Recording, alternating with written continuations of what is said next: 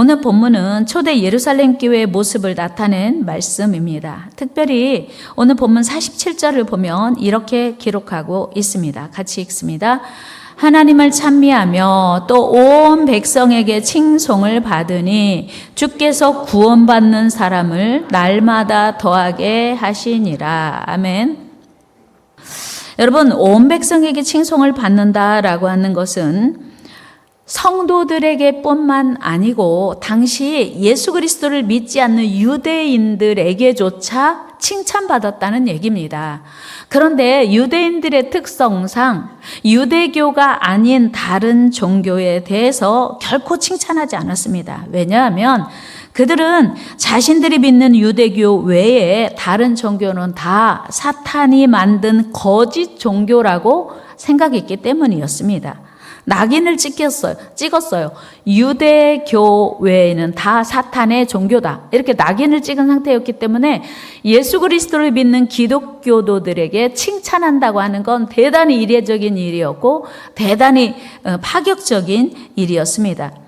여러분, 우리 예수님이 십자가에 달린 이유가 무엇입니까? 그것은 바로 예수님께서 유대인들과는 다른 사상을 전하기 때문이었습니다. 그래서 그들은 예수님을 이단자로 규정했고 급기야 십자가에 못 박아 죽일 만큼 예수님을 조롱하고 핍박했던 것입니다. 우리 마태복음 9장 34절 말씀 읽습니다. 시작.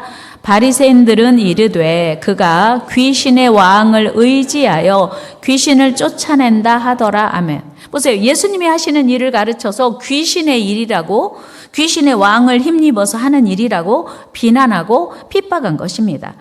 그런데 이와 같이 완악한 자들이 초대교회 성도들을 경외하고 칭송하게 되었으니 엄청난 변화요, 파격적인 놀라운 일인 것입니다. 이에 초대교회는 대적자들의 소굴인 예루살렘에서도 든든하게 성장할 수 있었습니다. 여러분, 초대 예루살렘 교회 성도들이 불신자들에게까지 칭송을 받을 수 있었던 이유가 무엇이었을까요? 그것은 바로 초대교회 성도들이 전심으로 하나님을 찬양하고 예배할 뿐만 아니라 불우한 이웃들을 구제하고 섬기는 일에도 최선을 다했기 때문이었어요. 또한 당시 로마 식민지 아래 굶주리고 헐벗은 이웃들을 구제하는 일, 그리고 선하고 아름다운 사업에 힘을 다했던 것입니다. 그래서 유대인들은 헤롯 왕도 구하지 못했고요. 그렇다고 사내들인 제사장들이나 유대인 지도자들, 바리새인들조차도 그들을 구원해 주지 못했습니다. 그러나 초대교회 성도들이 모두 힘을 합하여 도와주고 구제했던 것입니다. 45절 말씀을 한번 읽어보겠습니다. 시작. 또 재산과 소유를 팔아 각 사람의 필요를 따라 나눠주며. 초대 예루살렘 교회 성도들은 자기 재산을 팔아서 성도들, 이웃들을, 주변에 사는 가난한 사람들을 다 나눠주었던 것입니다. 그 결과 불신 유대인들조차 교회를 칭송하게 되었습니다.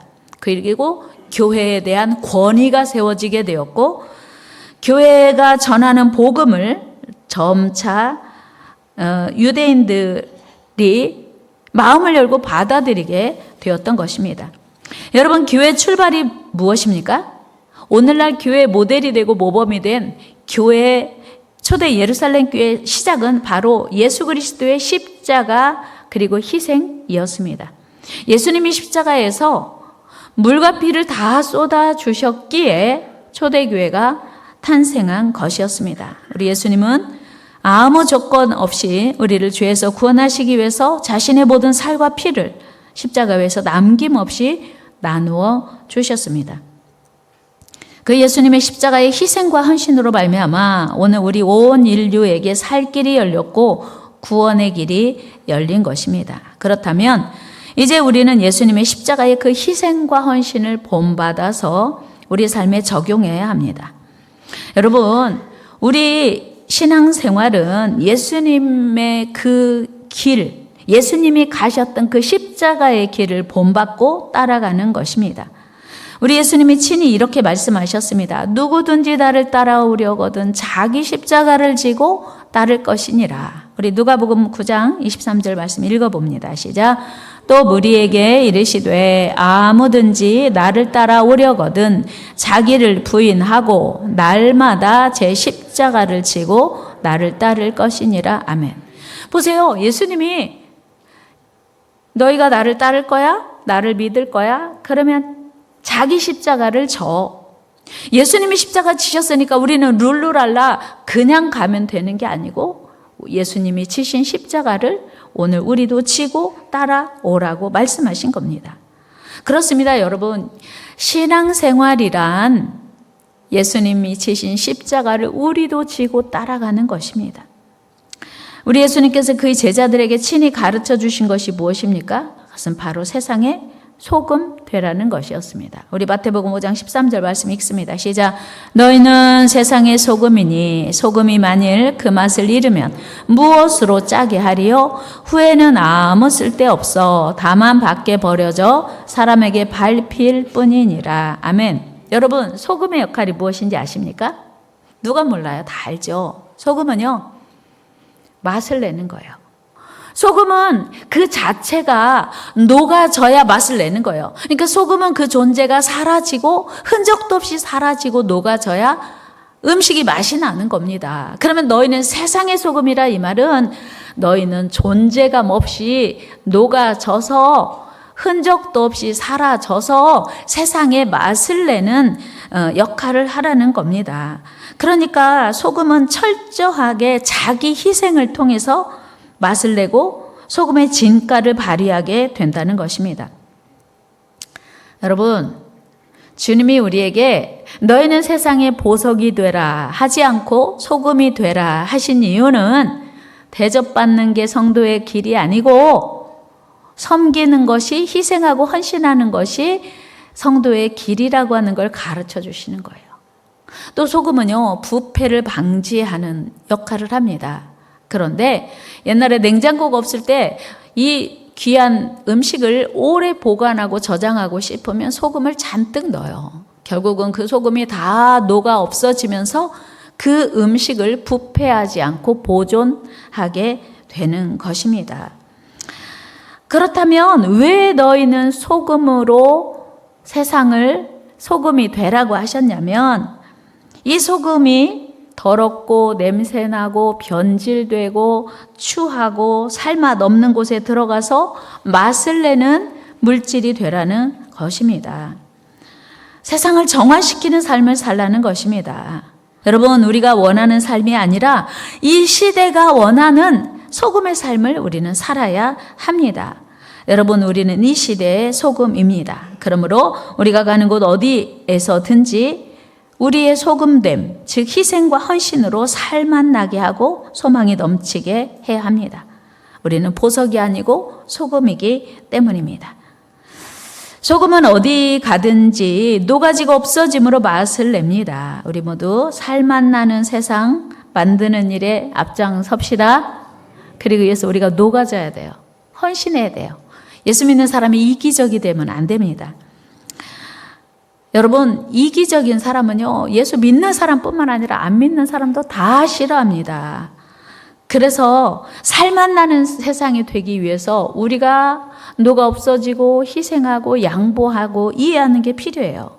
그렇지 않으면 맛을 잃은 소금이 되는 것입니다. 여러분, 맛을 잃은 소금은요, 아무 쓸데가 없어요. 한 가마니가 있는데 소금을 넣어도 맛이 나지 않는다면 그 소금은 버릴 수밖에 없어요. 많은 것이 오히려 더 큰일이죠. 그래서 사람들에게 밟힐 뿐이라고 예수님 말씀하십니다. 우리 같이 한번 다시 읽어봅니다. 마태복음 5장 13절 다시 읽어보겠습니다.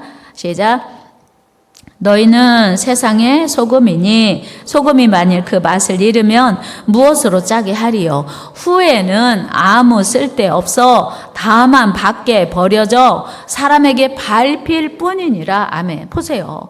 예수 믿는 사람이 많아도 세상이 변화되지 않는 이유는 맛일은 소금이기 때문이에요. 혹시 오늘 우리는 맛일은 소금은 아닌지 스스로를 돌아봐야 돼요. 나 때문에 내가 가면 많은 사람들이 있는 곳에 맛이 나는지 아니면 나 때문에 오히려 맛이 없어지는지를 우리는 생각하고 우리 자신을 돌아보아야 합니다. 우리 맛을 내는 소금이 됩시다.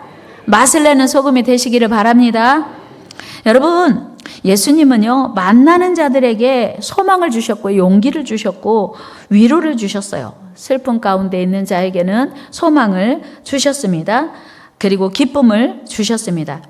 예수님이 어느 날 나인이라고 하는 성에 가시다가 한 장례 행렬을 만납니다. 우리 누가복음 7장 11절 말씀 읽어요. 시작.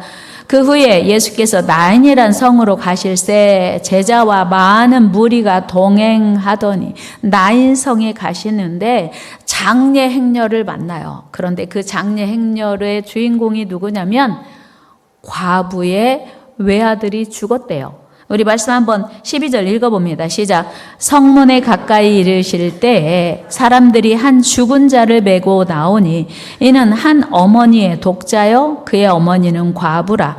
그 성에 많은 사람도 그와 함께 나오거늘. 아멘. 보세요. 과부라는 말은 이미 남편을 잃은 슬픔을 당한 자예요. 그런데 그 과부의 외아들이 또 죽었으니 그의 절망이 얼마나 컸겠습니까? 그런데 예수님이 그 장례 행렬을 멈추신 거예요. 여러분, 우리 예수님을 만나면 우리의 슬픔이 멈춰지고 고통이 멈춰지는 줄로 믿습니다. 멈춰지는 것만 해도 감사한 일인데 예수님은 그 장례 행렬을 멈추시고 죽은 아들을 살려주신 거예요. 우리 말씀 한번 같이 읽어봅니다. 시작. 주께서 과부를 보시고 불쌍히 여기사 울지 말라 하시고 가까이 가서 그 과에 손을 대시니 맨 자들이 서는지라. 예수께서 이르시되 청년아 내가 네게 말하노니 일어나라 하시매 죽었던 자가 일어나 앉고 말도 하거늘 예수께서 그를 어머니에게 주시니. 아멘. 여러분, 이 어머니가 얼마나 기뻤을까? 이보다 더 큰 행복이 어디 있었을까요? 여러분, 과부에게 외아들은 인생의 살 소망이에요. 전부죠. 그런데 그 아들이 죽었어요. 모든 절망이, 모든 소망이 끊어졌어요. 그런데 예수님이 그 아들을 다시 살려준 거예요. 이런 은혜가 오늘 저와 여러분들에게도 있기를 축복합니다. 예수님은요, 죽음을 살리는, 죽음을 회복시키시는 능력 있는 분이시고요. 여러분, 우리의 절망을 소망으로 바꾸는 능력이 하나님인 걸 믿으시기를 바랍니다. 그래서 주님을 제대로 만나는 게 그렇게 중요하고 필요해요. 그 주님을 여러분들 만나시기를 축복합니다. 살아계신 주님을 만나기를 축복합니다. 사랑의 주님을 만나시기를 바랍니다. 내가 만난 주님을 이제는 전해야 되는 거예요. 여러분, 이 세상 모든 사람들은 다 주님이 필요합니다. 그리고 그 능력의 주님을 만나야 합니다. 세상 사람들이 왜 죽게 나오기를 힘들어하냐면요, 주님이 누구신지 알지 못하기 때문이에요. 그래서 죽게 나오기를 주저하고 꺼려합니다. 이제 우리가 주님의 우리 자존심을 다 내려놓고 우리의 바쁜 시간을 나누어서 저들에게로 가야 합니다. 저들을 주께로 인도해야 합니다. 초대 예루살렘 교회 성도들은 자신의 시간과 물질을 기꺼이 들여서 가난한 사람을 구제하고 가난한 사람을 섬겼습니다. 그리고 그들을 주께로 인도했습니다. 아니, 구제하고 섬겼더니 소금처럼 녹아지고 낮아지고 그들을 사랑하며 희생하며 섬겼더니 그들이 주께로 나왔대요. 가서 전한 게 아니라 그들이 저절로 주님 앞에 나오게 되었다고 하는 것입니다. 이런 은혜가 오늘 우리에게도 있어야 될 줄로 믿습니다. 오늘도 우리가 구원해내야 할 많은 영혼들을 말로만은 구원할 수가 없어요. 저들을 사랑하고 섬겨야 합니다. 저들이 감동할 만큼, 칭찬할 만큼 저들에게 나누고 베풀고 섬겨야 합니다. 그리고 초청해야 합니다. 예수님을 먼저 만난 안드레는 자기 형 시몬 베드로에게 예수님을 소개합니다. 그리고 데리고 와요. 우리 요한복음 1장 말씀 읽어요. 시작. 요한의 두 사람 중에 하나는 자기 형제 시몬을 찾아 말하되 우리가 메시아는 번역하면 그리스도라 데리고 예수께로 오니. 아멘. 보세요. 안드레가 먼저 예수님을 만났어요. 이분은 보통 분이 아니에요. 그리고 자기 형님에게 예수님을 소개했어요. 소개만 하는 게 아니라 그분을, 형님을, 베드로를 예수님께 데리고 왔습니다. 오늘 우리에게도 이런 은혜가 있어야 될 줄 믿습니다. 전도는요, 열정이 있어야 되고 용기가 있어야 돼요. 다 같이 전도는 용기도 필요하고 열정도 필요하다. 여러분, 우리 예수님은요, 하늘의 영광 보좌를 버리고 낮고 천한 이 땅에 오셨습니다. 종의 모습으로 오셔서 예수님이 십자가 지고 죽으셨어요. 그러니까 예수님이 가장 먼저 우리에게 희생의 본을 보여주신 겁니다. 예수님은 자기 희생, 자기 포기를 삶 속에 삶으로 나타내셨고요. 이제 우리도 그 예수님을 따라가는 주님의 제자들이기 때문에 희생과 헌신을 삶에 나타나야 된다고 하는 것입니다. 여러분, 소금은 완전히 녹아야 맛을 낼 수 있습니다. 마찬가지로 우리 성도들 역시 자기 희생을 통해서만 주님의 온전한 제자가 될 수 있습니다. 우리 예수님이 십자가의 희생으로 우리 모두가 죽음에서 구원받았습니다. 이제는 우리의 희생과 헌신으로 또 다른 영혼을 구할 수 있습니다. 우리 예수님께서 친히 말씀하셨습니다. 한 알의 밀이 땅에 떨어져 죽어야 많은 열매를 맺을 수 있다고요. 우리 요한복음 12장 24절 말씀 읽어요. 시작. 내가 진실로 진실로 너희에게 이르노니 한 알의 밀이 땅에 떨어져 죽지 아니하면 한 알 그대로 있고 죽으면 많은 열매를 맺느니라.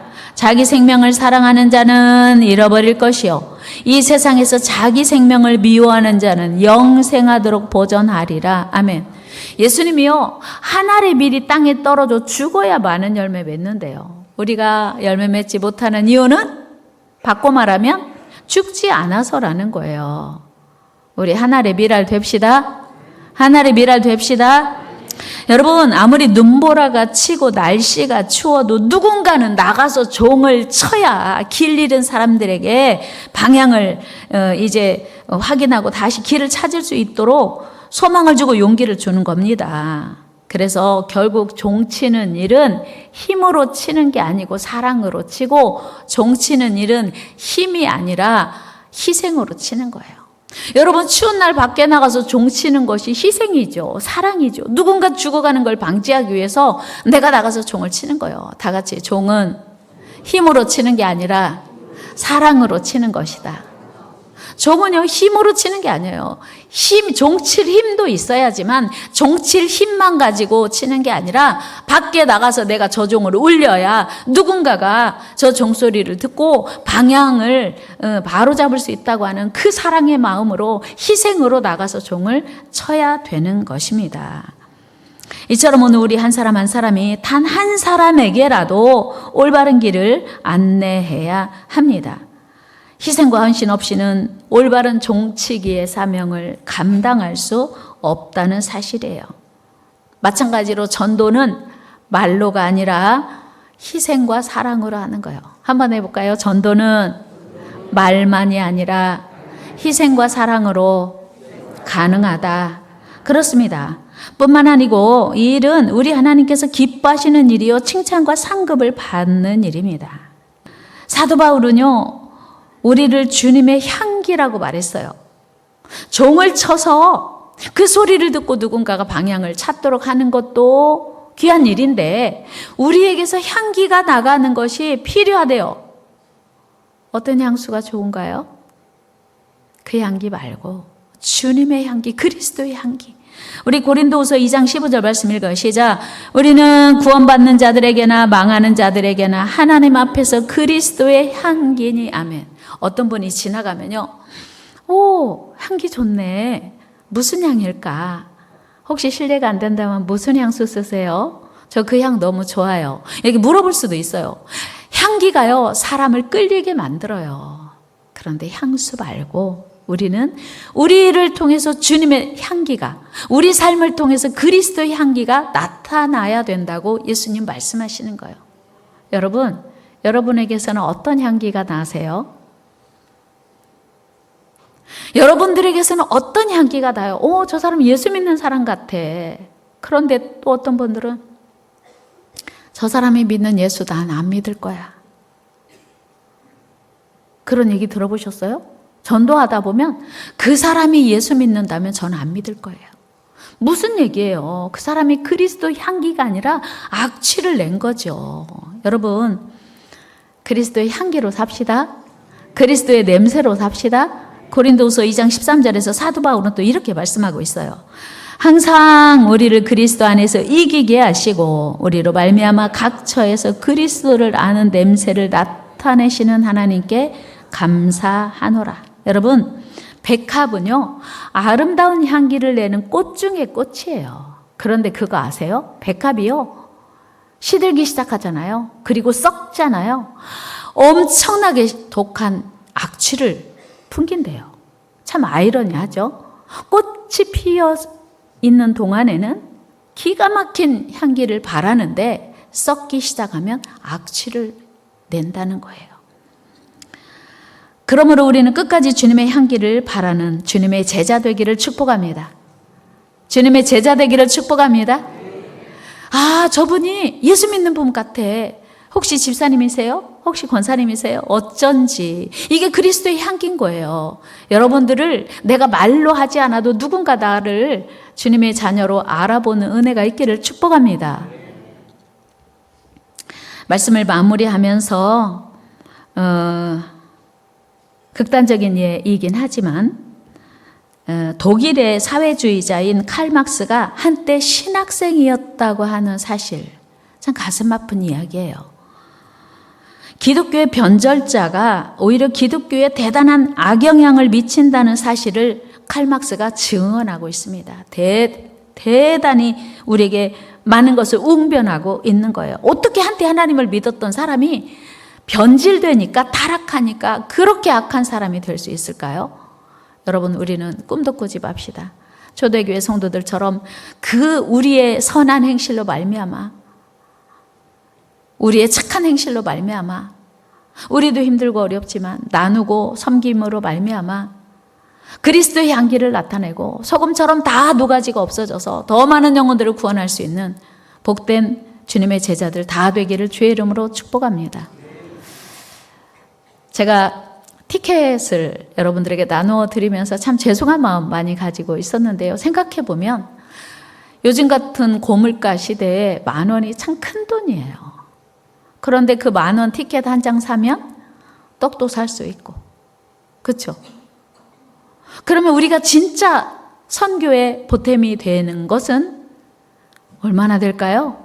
그런데 우리는 그 티켓 한 장에 그렇게 마음이 무겁고 부담이 되는 일은 무엇일까요? 물론 신앙생활 하는 게 그렇게 간단하고 쉽고 뭐 녹록하지 않습니다. 부담해야 할 일도 참 많습니다. 그러나 생각해 보면 사실은 그 방글라데시의 그 열악한 환경에서, 그리고 무슬림이 아주 그냥 그 팽배한 그 가운데서 예수를 믿겠다고 예수를 믿고 주의 길을 가겠다고 결단한 이후에 자기가 가지고 있는 땅을 헌납해서 그 땅 위에 교회를 세우고 선교센터를 짓는 일에 우리가 후원하기 위해서 티켓을 지금 받는 거예요.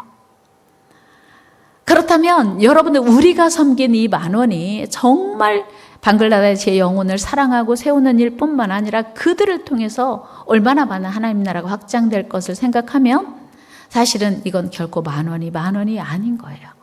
제가 염소 한 마리 또 섬길 수 있으면 좋겠다고 부탁드렸어요. 오늘 일부 예배 때도 이미 드렸다고 하더라고요. 정말 감사합니다. 여러분들의 그 10만 원, 염소 한 마리가 2마리가 되고 3마리가 되고 5마리가 되어서 방글라데시를 복음할 수 있다면 충분히 할 만한 가치가 있는 일이에요. 여러분, 기쁨으로 동참하시기를 축복합니다. 뿐만 아니고 우리가 주변 사람을 사랑하고 섬기면서 그 영혼을 구원하기 위해서 소금처럼 희생하고 없어지는 일은 하나님 나라가 확장되는 일입니다. 여러분, 스스로 기독교인이라고 말하면서 기독교인으로 살지 못하는 사람들은 주님 보시기에 주님의 제자라고 말하기 어렵습니다. 우리는 성숙한 그리스도인들 되어야 합니다. 진실한 그리스도인들 되어야 합니다.